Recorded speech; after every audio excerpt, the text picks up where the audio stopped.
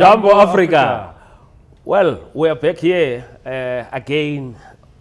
Yo, when was the last time we were here, Zozo? Yeah, the whole winter we've been inside, now we're back outside.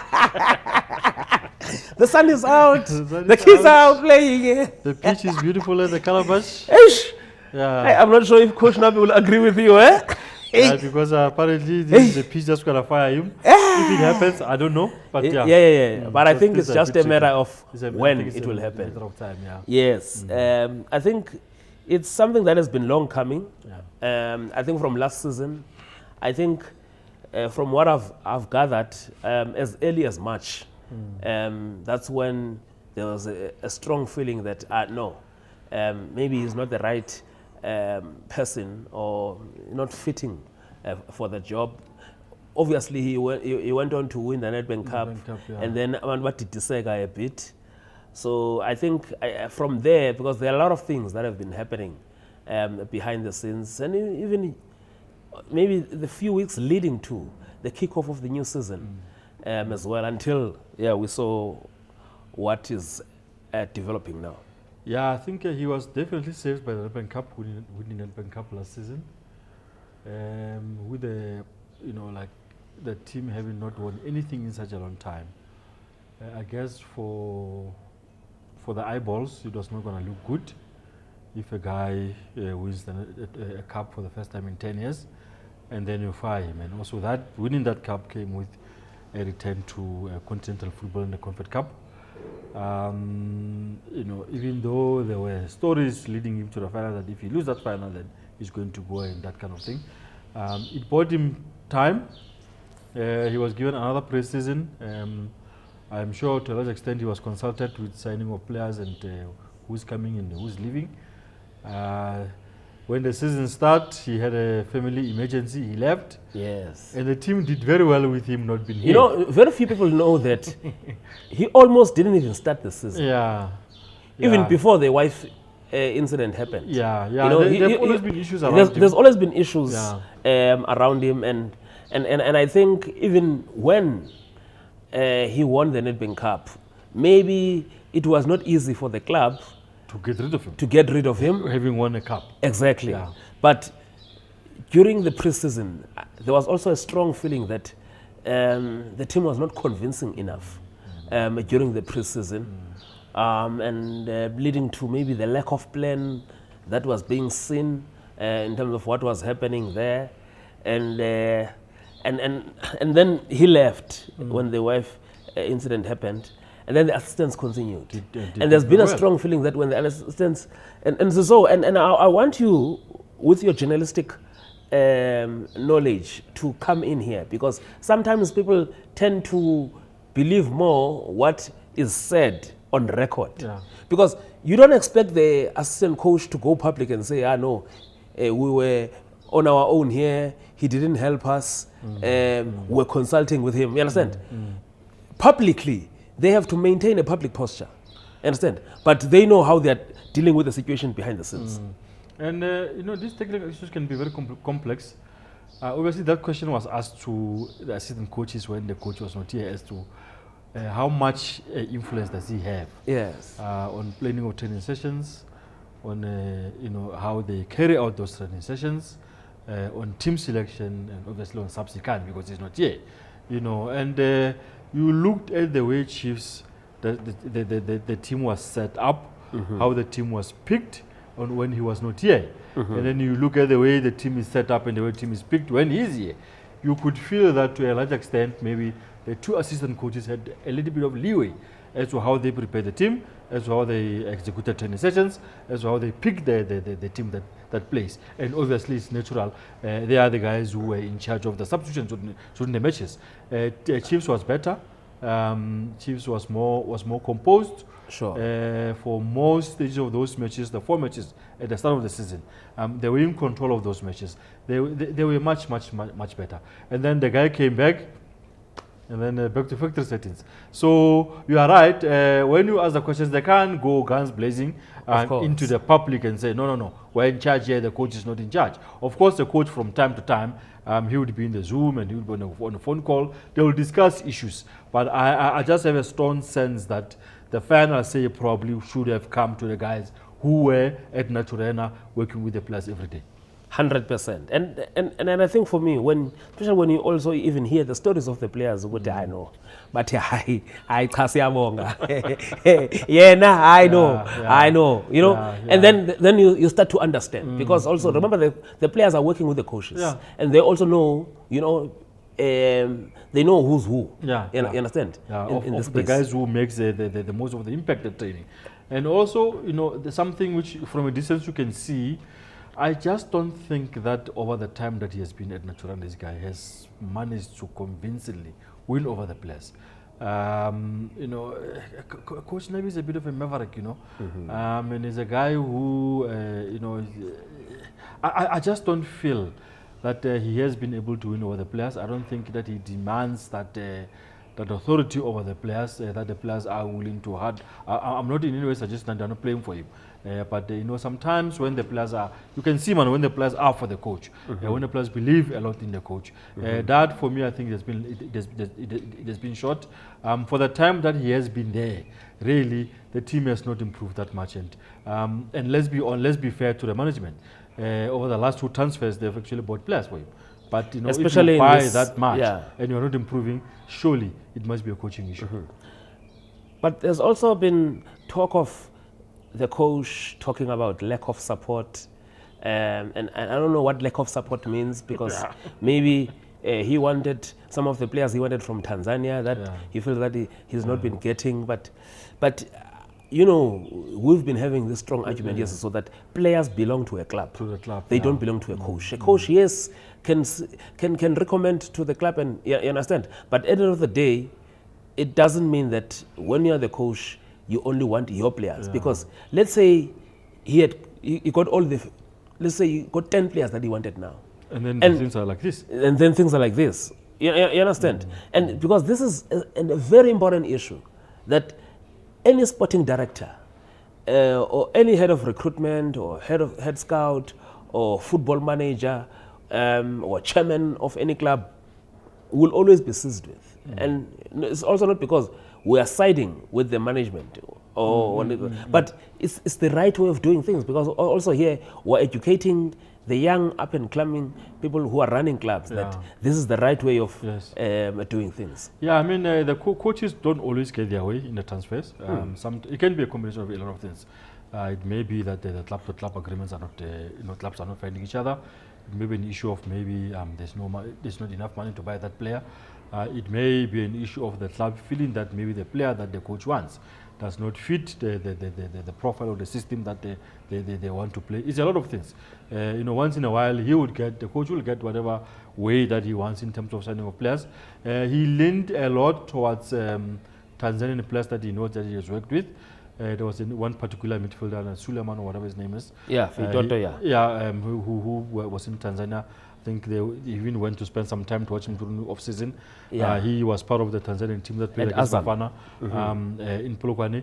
He's one guy who really the coach pushed very hard to get. As why he didn't get, I don't know.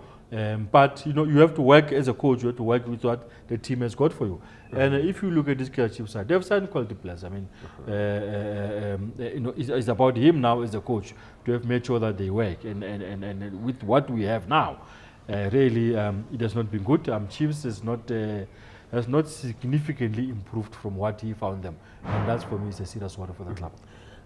Last night I was here, and the main issue now is also just about selection, and because when you have a Zita who's been playing and is doing well, and you have someone who's coming back from an injury as well, the confidence is also here.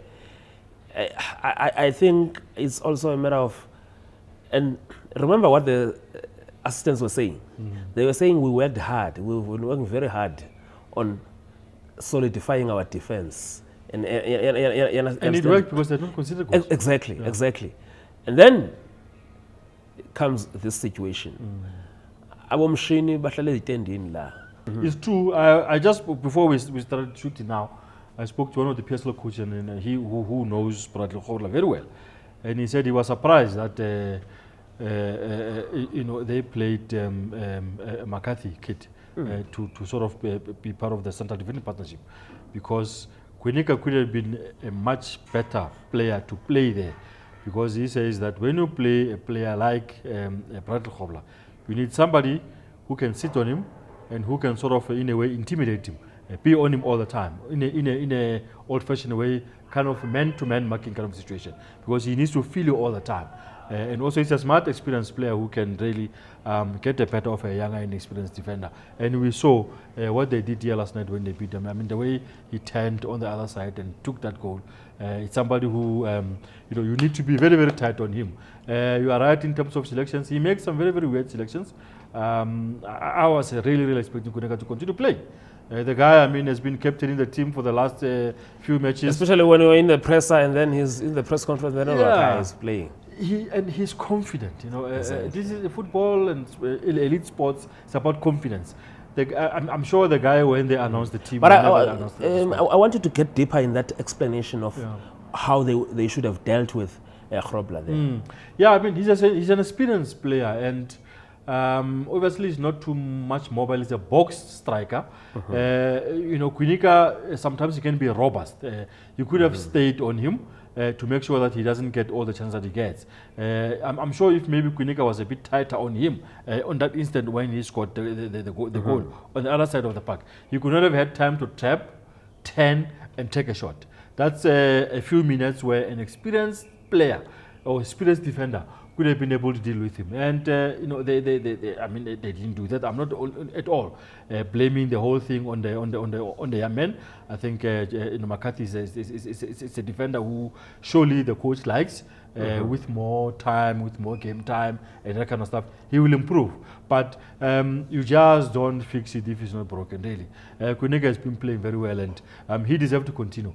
You can imagine the knock on his confidence that him not been playing, what that is going to do for me. And if this coach indeed leaves, I can guarantee you in the next match, Kwinika is going to play, because these assistant coaches that have been there when the coach was not here really showed confidence in him. They gave him an opportunity, and also in his own admission, Kwinika said that there was a lot of improvement that he had to make. Correct. Because last season he was, whenever he got opportunity to play, the fans were on his case to say he's killing the team, he has improved. Give him a chance to play and let's see what he can do. The changes that he makes, this guy really, because Mshishi now understands some of the guys are not there. Matlo, who at some stage was nowhere to be seen in this side, he's playing, and it's just a little bit of too many things that are happening there.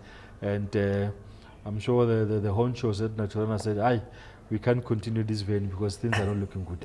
If they continue this rate, really, it will be a problem. They need to somehow find a way to sustain the start that they've had. Obviously Chiefs don't have the divine right to be competitive, to be at the top. But if Chiefs are at the top for the better part of the season, we are going to enjoy this thing because they bring a different vibe to our football. I'm going to admit, because at work I've been working at Naserdeiine on a different, because SABC were broadcasting. Public broadcaster. Yes. And Chiefs was playing a training match there. I didn't see Coach Nabi. Yeah. No, it's quite clear. The speculation is there. A lot of South African media outlets are reporting that there will probably be an amicable separation, and I would definitely not be surprised. And I can even go and say it will be better for Chiefs. These two guys, the assistant coaches, and Kazi and in fact they were in charge of, was obviously it's a training match that involves players who were not part of the game yesterday, and also maybe those who came on as subs. But I want us to come to the crux of the matter, which is leading to the separation now, because the issue here is about his qualifications. As you know, CAF interclub competitions, the CAF club licensing regulations require that you must have a CAF A license. If you don't have a CAF A license, you must have, or if your qualifications are from outside Africa, you must have a pro license of the confederation where you're coming from. Meaning that a pro license of CONMEBOL if you are coming from South America, the AFC if you are coming from Asia, or UEFA Pro if you are coming from Europe. So in his case, he's got the license. He had the UEFA Pro license. But the UEFA Pro license requires that you must renew it And I think he renewed annual. I'm not sure, but by Yeah, the look of true, things, yeah. his was last renewed in 2023. Yeah, that's unfortunate. It's really So it's a unfortunate. breach of contract. Yeah, it must be a breach of contract. I mean, I think probably the responsibility was on him. Of course. To do that, and he didn't do it. And if that's the case, then he can't sit on a bench. What will the club be paying for? The club pays him for to sit on a bench and coach the team. And also, in a way, maybe it may be sort of favorable for Chiefs, giving them a good excuse to get rid of the guy.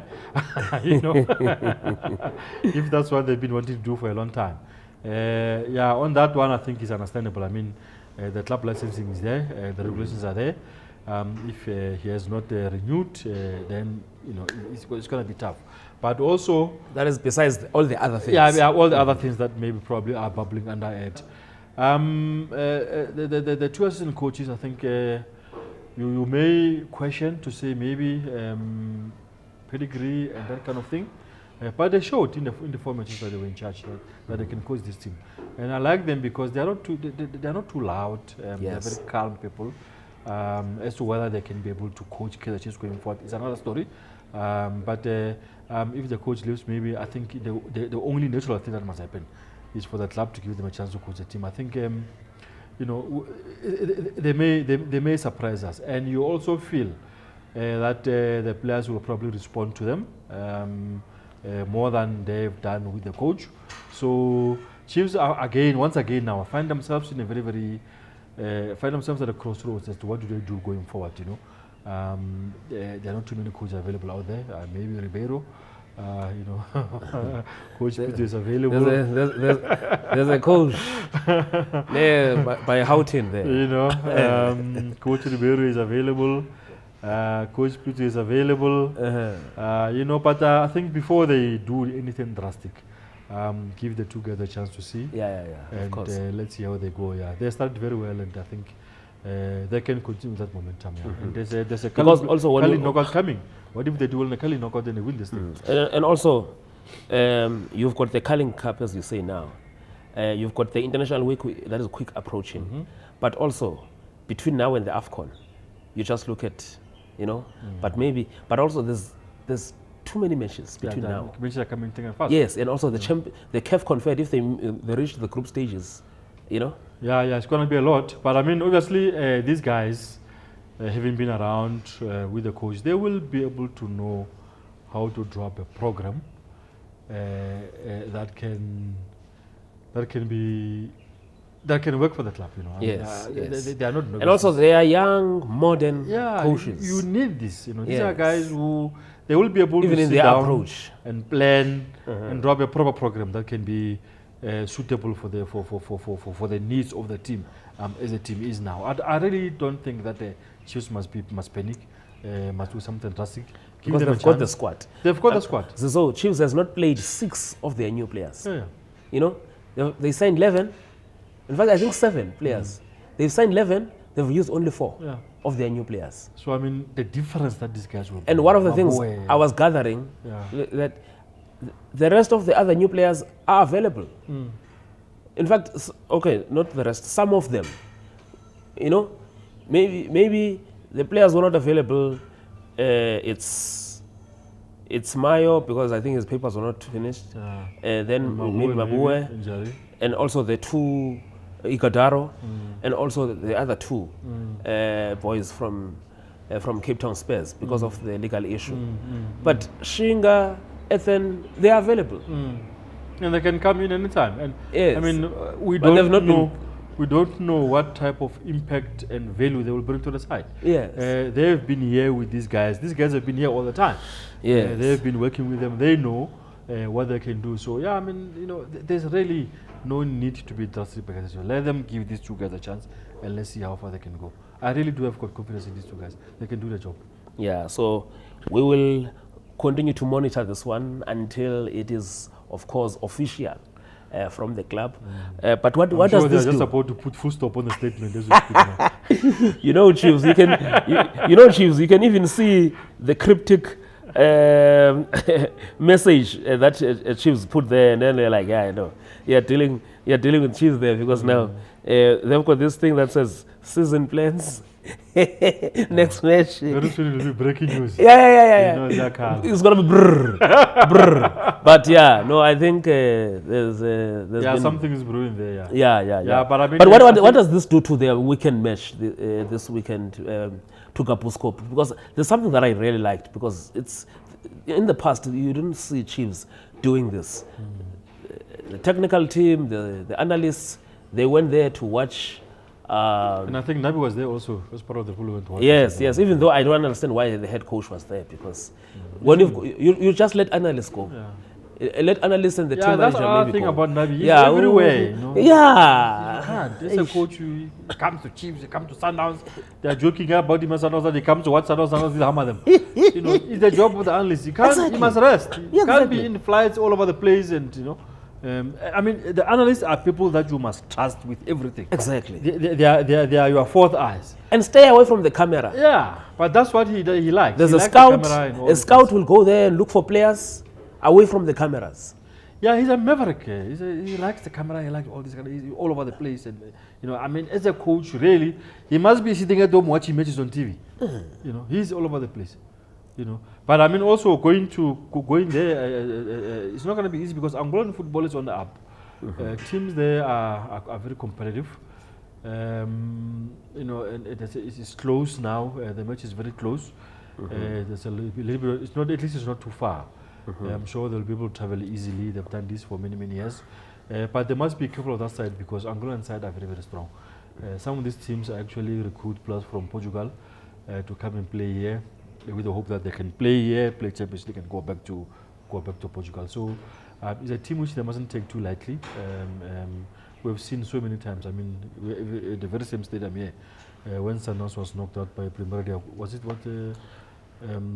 By also another Petro de Luanda. So their teams have always been very strong, and Angolan players are very strong. They're tough boys, and you know on a day they can play good football. It's just that maybe the local football scene is not as I had a long chat this morning with Miguel, Inacio Miguel, yes.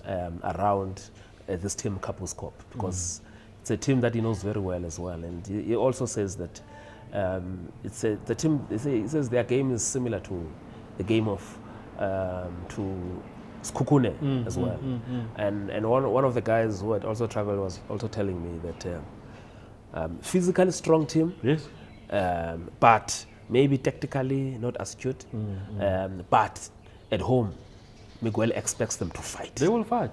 They will fight. As he's talking about the technical issues, maybe they don't have the best coaching expertise, but some teams on the continent, they make up for that lack of quality with the coaching, with the heart and the hunger and the fight. And most of them, they know, if I do well against the Kaizer Chiefs, they will sign me. I'll go to the Premiership. You know, so you will be against players who will fight. Because in the back of their minds, they are fighting for contracts, and they know that if they do well against the big clubs, they will definitely get contracts. So yeah, I'm expecting them to sort of be a tough team to beat when they play against Kaizer Chiefs. It's not going to be easy, but fortunately for Chiefs also. It's not a long travel. Yes, just here. They should be able to do all those necessary logistics, go there in time, prepare, execute the match, and come back here. But they need to overcome the disappointment of Skukune, and also if the announcement is made before then, they also need to put that stuff of the coach behind and fully focus on this match because they have to get this one right to be able to progress to the next one of the contract. But what is clear is that when the team travels on Thursday afternoon the news will be out. To Luanda, Coach Nabi will not be part of that trip. That's very clear. Yeah. And that's one thing that the players need to sort of put that stuff aside and focus on the match. And because it's also important for Chiefs to go deep into this Confed Cup. 100%. The Confed Cup is actually, you have one or two good teams there, but if you do your stuff right, you can actually win the tournament. Because if you are having a good Confed Cup, you are in the group stages. Yes. Here locally, it's also putting you in a good position as well to be stronger, to finish in a Champions League position. Yeah, and confidence, man. Confidence is important for the guys. Yes. If they go there, they do well, and they beat those teams there on the continent, the confidence will come. And I still say it again that I think we need Chiefs to be competitive on the continent in our league. And they've got the players, man. They've got the when players. you look at the players they've signed, well, yeah. and once all those players become available. I mean, look at the numbers of the people who came here yesterday. Oh, For a Tuesday match. Tuesday night This match. stadium is big, but they threatened it. Yeah. They threatened it. Yeah. I want us to move to the next one. And this is the game. Now, Orlando Pirates is also playing. But Pirates didn't play. They didn't play last night, they didn't play. And I don't know, so I don't know, because Pirates is just playing here in Bloem. Why? And this match they postponed was their match against Magazine. So why would they not? For the life of me, I don't understand why Pirates didn't play midweek. When you look back at what happened last season, they are making a big mistake of putting games in hand. At some stage, I mean, if you look now what's happening now with Sundowns, if Sundowns win their next 2 matches, by the time Pirates play on the 23rd, Sundowns will be leading Pirates by almost 11 points. Yeah, actually, I was like, hey, Sundowns, they have learned their lesson. Yes. And their lesson was not even last season. I think it's seasons back. And if you so remember, that's why they are rushing their matches. there is one thing about Sundowns also. Sundowns, I think they are happy to continue playing. That's why I don't even ask for postponements. Because they know how to do this thing, and the players now are used to playing consistently. It's not a problem when they are playing Wednesday and they're playing on Saturday and then they're playing against on Tuesday. They are happy to do it. I mean, Sundowns between a Wednesday and the 27th are playing 4 matches in the league. And if they win all those matches, you know what's going to happen. Because Sundowns, when they start... Did you hear what Eric Singler said about Sundowns? When they get going, Yeah. they're like a dog to the bone. They don't let it go. I think we're on the right path, definitely on the right path because of the results that we are achieving. But everybody spoke about Sundowns being poor, but Sundowns a couple of hours ago was sitting top of the league. That's just the fact. We've all got to compete against Mamelodi Sundowns, even when they go through a rough patch. But that rough patch, it's not a rough patch because ultimately they would achieve 12 points out of 5. They achieved 11. You know, so to say that they're going through a bad spell, I find that difficult to believe. They've got a lot of quality, and I still think they are firm favourites to win the league because of the depth that they have in their squad. So the rest of us, our job, and my job as a coach, is we want to close that gap. That's what we want to do.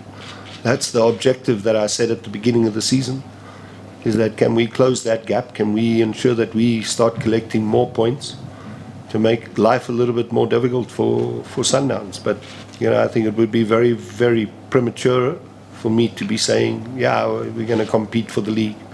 It's only 6 games in, and a lot of things can happen in a short space of time. That's what I'm saying. For Pirates, they are making the same mistake they made last season. Pirates now, I think last season the problem they made was they didn't anticipate they'll go as far as they went. Yeah, so the decision to postpone is not wise. So by the time they got going in the Champions League, they had 2 many matches behind. Yeah. And also some of those matches were away because they played a lot of matches at home at the beginning of the season. Yeah. So they should be playing. Yeah. And I'm sure the players, they want to play. It's not a difficult thing, Karato. You Yeah. play, even if they are here in even Bloem. if they were going to Cape Town. You can Yes. leave Cape Town on Thursday morning and go to Bloem. Yes. It's not a problem. Yes. I mean, Chiefs is traveling to Chiefs are going Angola outside the country. tomorrow. Yes. So why are they not playing? And I can tell you, it's going to come back to bite them again this thing because it just, as I'm saying, players surely they want to continue playing. 100%. But I wanted to talk more about this team, DOD, because DOD, I was with the technical team of Lesotho national team, and I was asking them, because you would expect a team that is qualified for the Champions League to dominate the national team. But in their recent squad against Bafana Bafana, they only had one. And I was asking, why you only have one player from This team that is playing in the Champions League. Yeah, it's very, it's very Yes, yes. And they were saying no, it's still a team of young players. How did you? So, but you know, but it took me now to another direction. Like you know, it's also about how national team squad selections are happening. You know, you don't pick the national team squad just based on who is on form or who's on top of the log. Yeah, exactly. Yeah. It's about players that you've been working with, especially for a country like Lesotho. Players that you've been working with in the national team for a longer period. So with DOD, they're just the champions now. But I was surprised because you will expect, okay, maybe just one player from the club that is the national team. In fact, there are national league champions. Yeah, you know. Yeah, it's a weird thing. It's a weird thing. I mean, it's fair to say that they're a small club that has done well to sort of progress and qualify for the Champions League. I don't think that Pirates will have these problems. Yeah. No, I also don't expect a lot of problems. Walk that one. Yes, and I'm sure with the quality and the level of analysts Pirates has, they've got. They must have done their work. Yes, they've done their work already because look, man, Lesotho is just here around the corner, and we know. I mean, how the issues are happening there. So Pirates, I think me and you agree that. They're not gonna, so all those games, SABC Sport is showing you all those matches. That's it, Public broadcaster. You know? Yeah, no. We're alive. We're alive and kicking. You must watch, there's a special show that is happening also before the Chiefs game, you know, on Saturday. And then we're also showing the Pirates game against the DOD. So, it's good. See, 12 country. See, 12 country. That's important, yeah. Just talking about the Lesotho team playing here, I'm told there's Zimbabwe taking our match to Botswana.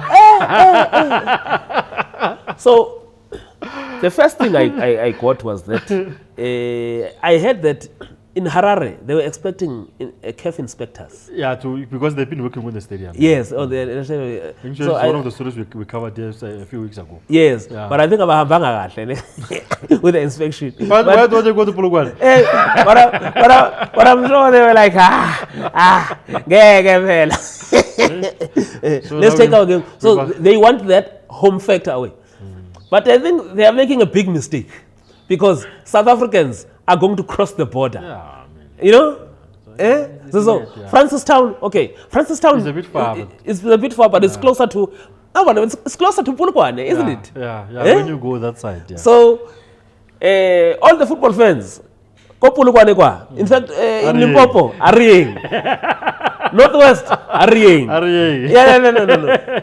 There's an area, man. I was going to Palale or something. Yeah, Palale. Palale. When you go through Palale, that side, yeah. Yes. So you know what, South African government, you know this. Let's surprise. Buses. Yeah. Let's surprise and let's buy the tickets. But also it will be a dampener money for to qualify for the World Cup in Botswana. No, I think it's okay like that. Yeah. You understand what I mean? Yeah. Yeah, it's all right. You understand? Yeah, it's all right. No. You know me. I've been in Botswana. You know, whether in Lobatse or in Gaborone. I'm sure we can drive there. Of course. No. African Football Connect, in fact, I can tell you right now. Match day -1. We're coming live. Yes, so. That's it. Let's go. From Francistown. Let's go qualify. Hey, Zim Warriors. Because we don't need a visa, but we just go to Botswana. So it's easy. No. It's just around here. So, talking of that, there's also the Mokwena case. Yo, yeah. I see FIFA have released the issues over the last while, and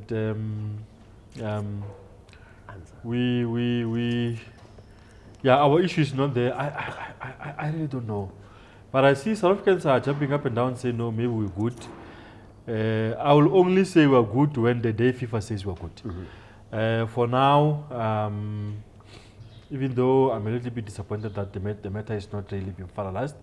because as things stands now, we can't say it's finalized because FIFA has not expressed themselves on the issue. I just don't know, Karisto, which also you as you follow with the story, as to what could be the hold-up in this whole thing.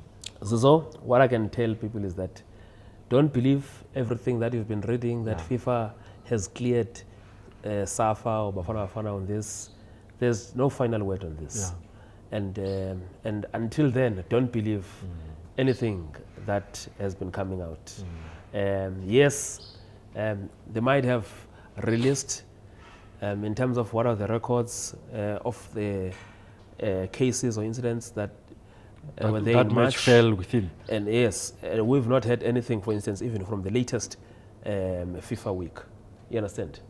So, what I can say is this matter has not been finalized. Yeah, it has not been, Yes. And for me, that is why it is very important that Bafana Bafana must go for maximum points in both matches. You understand? So that one is very important. Yeah, it's very important, Yes. No, I feel the same way. It's just a little bit surprising that they are dragging their feet in terms of finalizing this matter. I don't know what could be the situation, but whatever it is, I guess we'll just have to wait and see. Yes. But as you are saying, for us, let's leave nothing for chance. Let's go wherever Zimbabwe are taking us, win that match, and then finish on a high against Rwanda, and then we're good to go. Those other guys will eliminate each other the way they eliminate each other, and then we're fine. But as for Nigeria, I'm quite happy. It's a pity coach is not here. But yeah, for them, at the rate they are going, it looks like even the best second finishers may be a bridge too far. Because there are teams that are sitting on second on very, very, they look very, very good. Yes. So it's not going to be easy at all for Nigeria to sneak in there, given the fact that the way the lock stand is in our group is sitting. It's going to be very difficult for them. It's going to be very difficult, especially for those. But what is clear, you're right. From our group, the number 2 is not going to be there because there are teams that are already on 18 points. So how do you sneak in there? Yes. So for us, we just need to do our job, 6 points, and then we're done. Yes. Because if this issue of 3 points come back, because also there could be a possibility if it comes back, they dock the 3 points, or maybe there's an option of of a fine as well. So let's see how. And that's Benin, man. But Benin still has to go to Rwanda. You understand? Yeah. And Benin are not good travelers, and then they have to go to. You understand? But so I think we've got a lot of points that we have lined up. But one I want to touch on, and then before we leave, our under-20 team going to the World Cup. I think for me it's sad because this team, this announcement was supposed to be today, and this team is 10 days to the tournament now. It has not assembled, and I think there's issues also about the call-up of some players as well. The team has not played an international friendly, especially against even a team going to the World Cup. They've not played, in fact, any form of international friendly since the team won the tournament and qualified in May this year. And I was looking this morning, most of the countries that are playing in the tournament, they've arrived in Chile and they are playing international friendlies. We are going to sound like stuck records here now. Yes.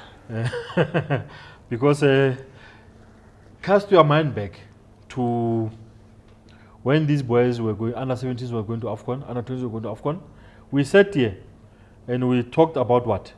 Lack of preparation for these boys. We talked about lack of preparation for the boys.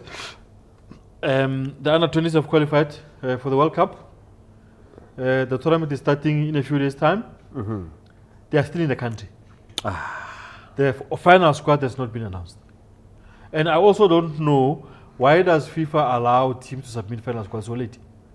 Because it should have happened a long time ago. So it's really a shame. The boys are going to go there unprepared.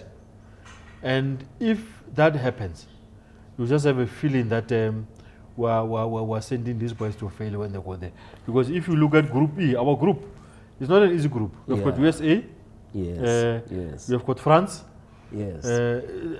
Some of the New top, Caledonia. And yeah, New Caledonia, yes. I was looking at them. They are playing an international friendly this weekend. We are in not Chile. doing anything. They're already in Chile. Our guys were playing, with due respect, but they're playing versus Gomorrah. Whatever, teams that are not even. So we really have to make sure that we don't fail these boys. Because they've done their job. They have qualified for the World Cup. This is the World Cup. Exactly. There must be proper planning. There must be. We need to give them a shot in the arm to give them the best possible opportunity to be able to do well when they get there. We need to go past that stages where we know that our teams, when they leave, after 3 minutes they're coming back. They can get out of the group. All the time our national teams goes to a major tournament. We know they won't get out of the group. Sometimes it's not because of lack of quality, but it's because of poor preparations. These boys deserve much better than what they're getting now. It's unacceptable. This should not continue. And I'm surprised the Minister of Sports is quiet. He's the one who talks from the rooftop all the time. This is a disaster. He should be on top of this thing, understanding from SAFA as to why are these boys not properly prepared. But I guess we know the answer. Because there's no money. There's no money. 82 million. It's not good enough. VAR. 82 million went to VAR. But I mean, that is the minister. I don't think the preparation of teams is coming from the minister. The minister can do whatever he wants to do with his budget. But so, part of that money that has gone to VAR, it should have been it's been taken from federations. You understand? So and it says, but it's a very, very difficult situation that we find ourselves in. I mean, I just hope the boys go there and do well. The competition is going to be very tight. The best under 20s in the world will be competing in the tournament, and it's not going to be easy at all. So let's hope. Let's really, really hope. I'm not quite convinced.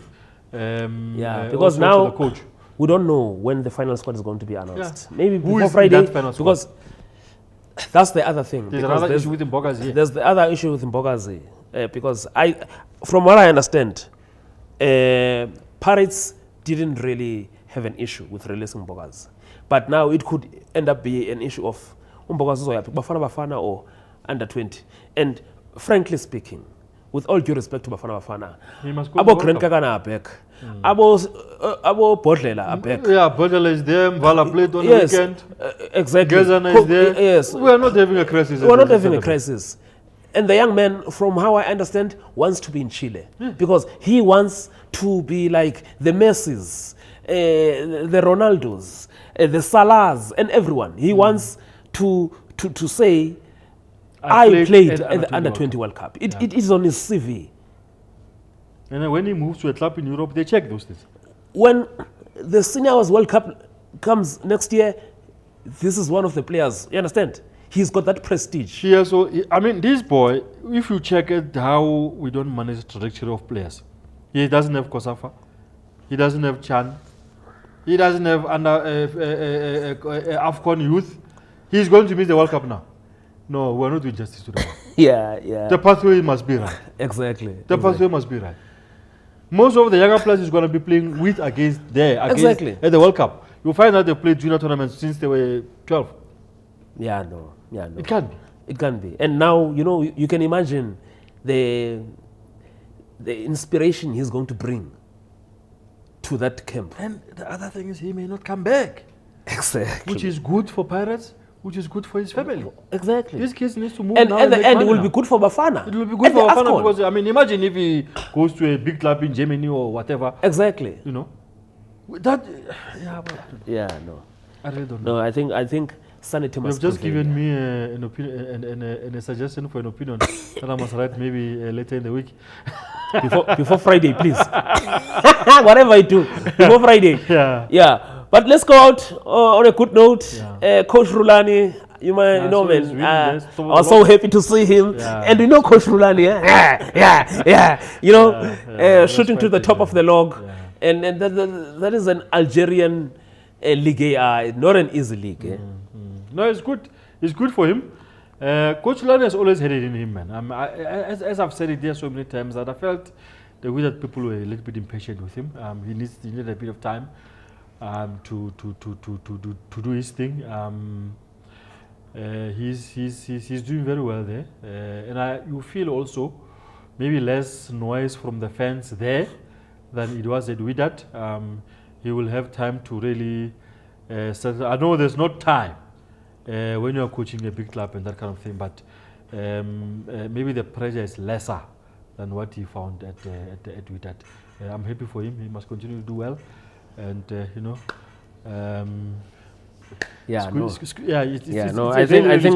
think Coach Rulani is owing us, and we are going to send you this. Coach Rulani, we must have a chat with you soon. You owe us here on African Football Connect. We've been trying to beg, so hopefully soon, Habibi. Well, Coach will send a WhatsApp. Please don't blink. Yeah, but Supegile, we're with you. That's very good. So, Coach, before we close, on Themba Zwane, man, I really your piece. Yeah, I. No. I want to listen to you because you come deep with this. Yeah, it was very sad. For a player of his age, it's just being, just to be real, really. If you are at that age and you continuously getting these injuries, it's not good. It's not looking good. I hope he comes back. I hope he gets the sort of send-off that he deserves. I mean, he's on the last year of his contract at Sundowns. When you look at some of the guys that are coming through at Sundowns in that almost similar position, it's going to be very, very difficult for him to continue commanding place in the side. It's said that even though we've always knew it was going to happen, at some stage you're going to see the decline of a once great footballer. He's still a great footballer, but for him to be going through what he's going through now is just really very, very, very painful. I would have loved to see him fit, even though he plays less, but he beats fair well. Was he 100% fit when they played him there? I think they claim that he was 100% fit. Okay. I'm sure they could not have made that mistake of playing him when he's because there are proper doctors there. There are proper people there. There's a proper medical team there. Yeah, so it's just really unfortunate. I mean, I watched that match on TV and because it looks like that one, especially since it's a different. Because the other one, the old injury was a muscle. This one was a contact. Yeah. So as he walked back onto the back to the dressing room, I looked at that picture and it was a sad picture. I know sometimes we push it a little bit with words, but I still feel football deserves him a very, very nice send-off. He must live on his own terms. I feel that, man, we need him. Even at the AFCON. Just imagine if he's going to miss AFCON. I know, Shem, he really wanted to play a World Cup with all his heart. And at the rate things are going, it's not going to happen. But also, I also don't feel it's not right when people are forcing him to retire. But he was still going to continue. If he's fit, he was going to continue until the World Cup. But I think after the season, maybe fate, he can fate has got other ideas. Yeah, it's really, really sad to see what's going on to him. Definitely, in my book, the best player of his generation, without a shadow of doubt. Yeah. Without a shadow of doubt. Yeah. On that note, Zizo, we say Jambo Africa. Asante sana. Asante sana.